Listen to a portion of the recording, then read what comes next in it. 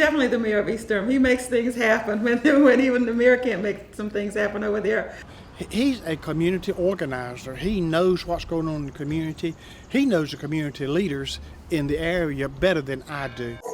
He's a major key in the community. I'm all that good about Durham and I'm all that bad about Durham. And the great thing about it, I love being both.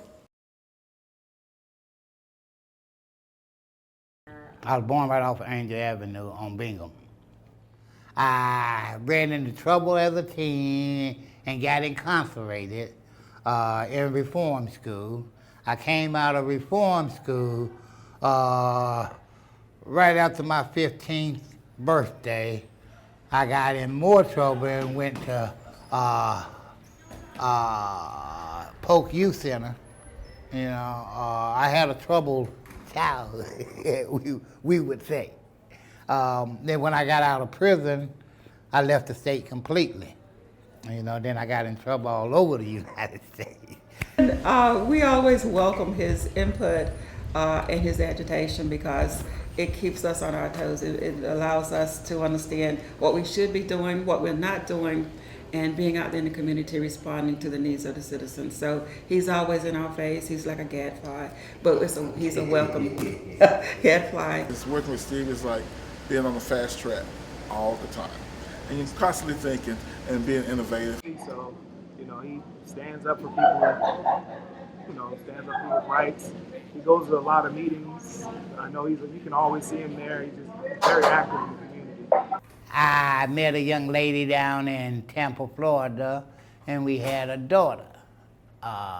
She was from Minnesota.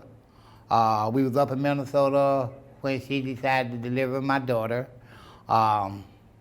I'm a bad boy. I was given the task of either leave Minnesota on my own or with help. So I left, and I left my daughter. I never did get a chance to go back to be a father to her, and I said if I ever had another child, that would never happen again. I had a son, and I was in Vegas at the time, and Vegas is not a place to raise a child. The only place that I knew that I loved, that I wanted to raise my child was in Durham. That changed me completely because I finally had somebody that totally depended on me. So I had to give up my bad ways and become a responsible father, in which I welcomed and did. Then I went to the Media Man March. And you know, that experience really turned me around. Because I never have I been in a place where that much electricity with a group of black men was at one time, and it was electric. I mean, it was tremendous. It had such an effect on me. I went there to really make atonement for the mistreatment that I had done to the black community. And I really went to work in Durham. I went after affordable housing. I went after the slumlords. I went after all the blight in the community. You know, I ain't out looking for money because God knows I ain't got none. In fact, I'm one of the folks that may be 2 shades from being homeless itself, but that never stops the work I do because the work I do is more important than me. And just having community support behind you.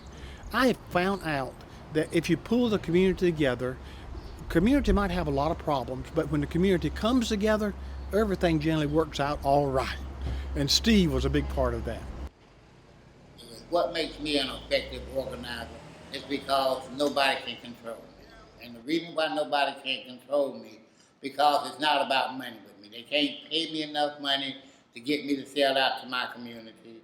And the bottom line is, if I think it's gonna hurt the community, I tell you, go screw yourself. Know who you are, know what you can and can't do, but always remember there are certain things you shouldn't do. Because a man don't do just anything.